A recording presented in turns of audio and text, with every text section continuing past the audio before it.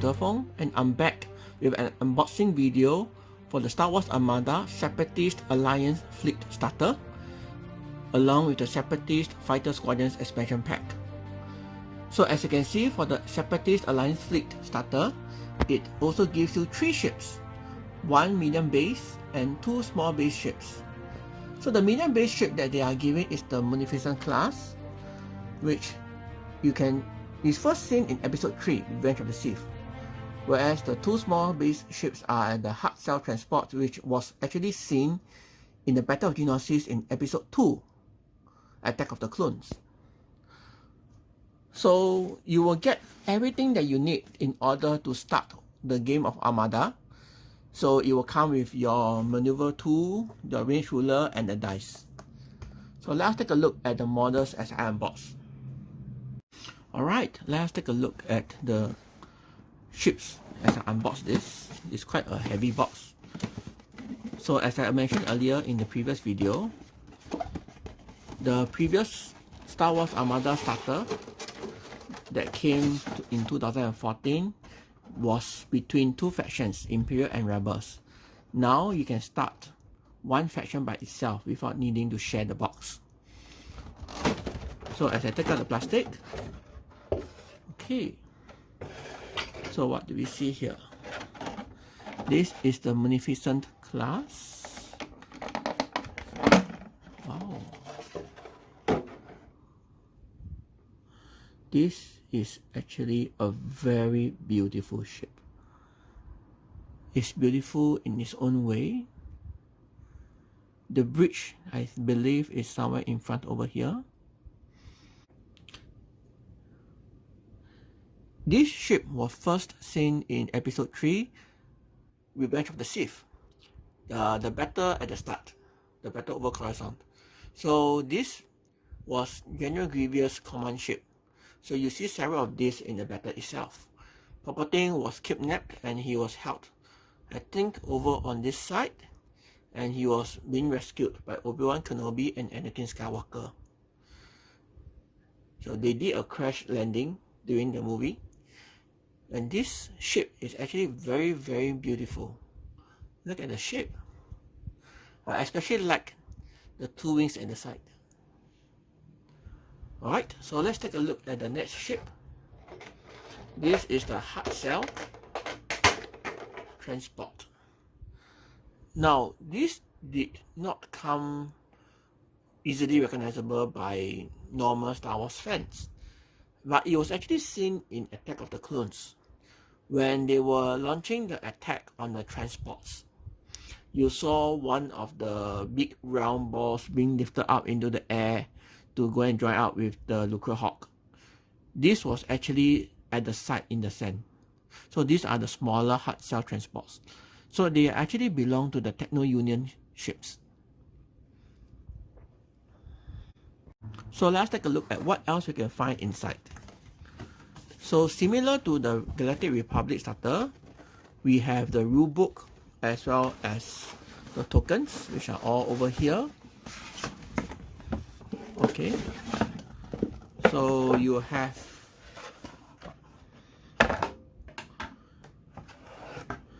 this. Let me just remove the plastic so I can take a closer look. Alright, so I'm back after I removed the plastic, so let's take a look at the card that we have. The Munificent class Star Frigate, which has 3 red to the side, 4 shields in front and 3 shields at the side. So this reminds you of the Guppy, the Assault Frigate Mark II that we used to play for the Rebels. Then for our hard cell class battle refit, they has 3 red to the side, 3 shields to the front, 1 red at the side, 1 shield to the side, with 5 hull. So this actually reminds you a lot of the Nebulon B Frigate. So these 2 ships actually reminds you a lot of the playstyles for the Rebels. So let's take a look at the other things that come with it. So we have all the tokens here. Let me just take them out. Alright. So the Squadrons come in blue. So these squadrons, they appear in the Phantom Menace, I believe, the first movie. These are actually the Vulture class. So let's take a look at the cards that we're gonna get. So the Vulture class Droid Fighter Squadrons, which has AI Anti-Squadron 1 and Swarm. These are 8 points, which are the same points as the TIE Fighters. So we were saying that with a speed 4 and a hull of 3, this actually feels a lot like a TIE Fighter. Because if you are activated by a Squadron Command, you can add 1 blue or black dice. So you can actually hit harder than a TIE Fighter. But the bombing red is actually very iffy. As you know, red dice is very, very variable. It can hit hard or it can miss quite badly. I do not know how to pronounce this. I think this is the Hao Chao prototypes. Now, I do not know how to read this name here, so I'm not going to bother trying. But this is the unit that you get. So before an enemy ship or squadron at distance 1 moves, you may perform an attack against that ship or squadron, even if you are engaged. And this comes in at a very nice 16 points with a scatter dice. Okay, so our damage cards, which is the new standard size. Our standard objectives, 12 of them. And our admirals, this is the one that is important. Count Dooku, 30 points. Wow. You must choose at least 2 types of command tokens for this card. At the start of each ship phase, you may discard 1 command token from this card. If you do, each enemy ship gains a raid token matching that command token. Wow. This is actually very, very powerful. Because as you know, there are certain rebel lists that start with speed 2 and likes to go nav on the first turn. This essentially tells people that no, you can't nav. And it forces their game plan to change a lot. The other admiral that we get is also very expensive at 30 points. Kraken. I think we see him during the Clone Wars series.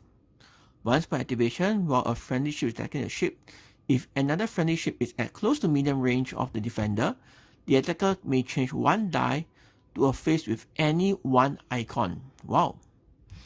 So you can actually use this to target those pesky flotillas or to get a crit in. Then we have our officer upgrades. Rune Hako,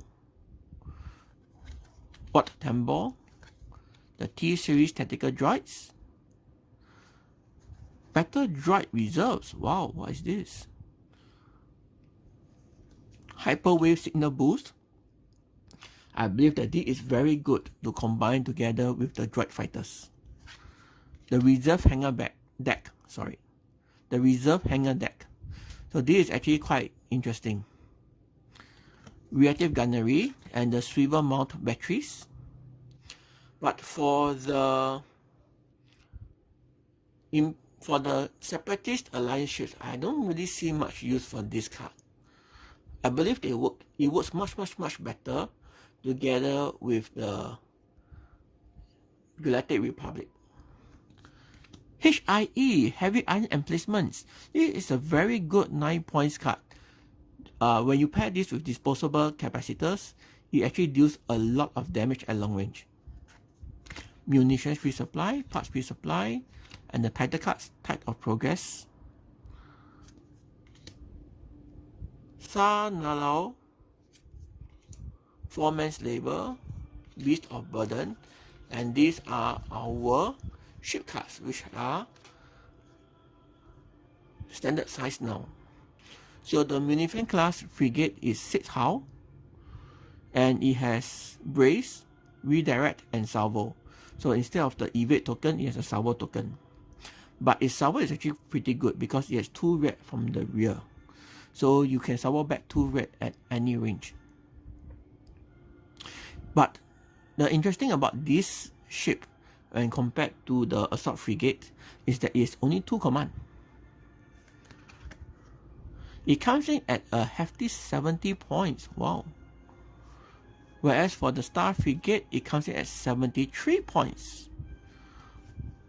Now you'll notice that there are keywords at the end, the Droid, Bombard and Transport. So there are certain things in the work that will make use of these keywords. For the hard cell transport, the cheaper version has blue dice at 47 points, which is actually quite a cheap. It also has this fleet command icon. It doesn't come in the upgrade packs that we have here in the card, but if you are Star Wars Armada player or you bought the upgrade pack, then the fleet command can be used, the upgrades, like Comms Net. The Battle Refit is the one that feels like a Nebulon B, and it's at 52 points, okay, slightly cheaper than Nebulon B. So that's it for the starter pack. So let's take a look at the expansion pack. I'm back.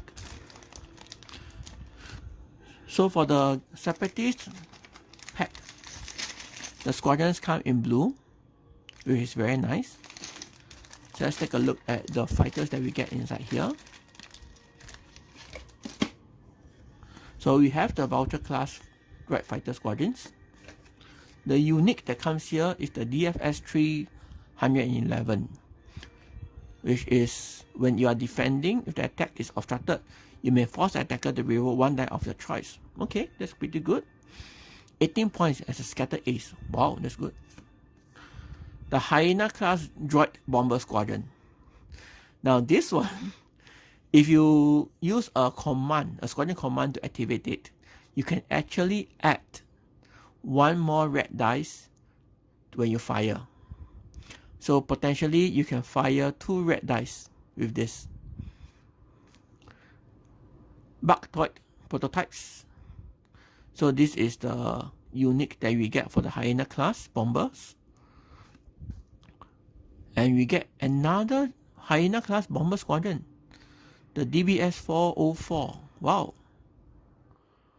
When attacking, well, if you are touching the defender, you may suffer 1 damage to add 1 die to your attack pool of a color that is already in your attack pool.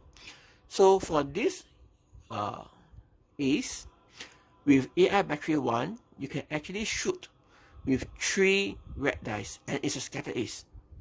It's a heavy bomber that has scatter. Wow. I think the Separatists are the only bombers with scatter. Wow, okay. Now the Droid Tri-Fighter Squadrons, which hits like a truck, I believe. It has speed 5, so it's like our A-Wings and the Interceptors. It shoots 3 dice, but it has AI Anti-Squadron 1. So if you're a flight controller, you can actually be trolling 4 blue dice and 1 red. And it has counter 2 and swarm. But for the 11 points, it shoots black anti-ship armaments. So this is actually a very good interceptor. So the ace is this, the prototypes. Then we have another prototype, the DIS-T81. So for each of the Squadrons packs that we have, there are actually 2 unique upgrades, 2 aces. So this is the one that Grievous piloted. This one has the one with relay. It's a decent speed, like speed 4 and 5 hull. And it hits like a defender. It's at 15 points. It doesn't have bomber. I think that's pretty good. So Grievous. So if you have him, I believe that General Grievous will come out as an Admiral in some later on expansion. So if you have him as a Admiral, you can fill the Starfighter Squadron. Alright, so that's all that we have. So there you have it. This is what you get from one fleet starter and one expansion pack. I believe this will allow you to play at 300 points without any issue. I did try making some lists, but I feel that at 300 points, you don't get to play with a lot of squadrons, although you can if you want to. I'll see you next time. Goodbye.